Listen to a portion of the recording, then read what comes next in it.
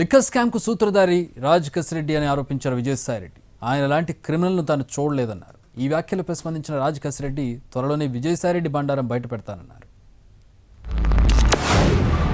రాజ్ కసిరెడ్డి పార్టీలోకి వచ్చారు. అతను ఒక తెలివైనటువంటి క్రిమినల్. ఆ క్రిమినల్ మైండ్ సెట్ ఉండేటటువంటి వ్యక్తి. అంత క్రిమినల్ బ్రెయిన్ ఉంది అన్నటువంటిది తెలియక పార్టీలో పెద్దలందరూ కూడా పరిచయం చేస్తే నేను ఎంకరేజ్ చేసినటువంటి మాట వాస్తవం. నేను అబద్ధం చెప్పదలుచుకోలే. స్కామ్ జరిగిందా లేదా అన్నటువంటిది రాజ్ కసిరెడ్డిని అడగండి. విజయసాయిరెడ్డి అనే వ్యక్తి నిన్న మాట్లాడిన మాటలు దాని గురించి కౌంటర్ ఇవ్వాలి అనే ఉద్దేశం కూడా ఉండింది.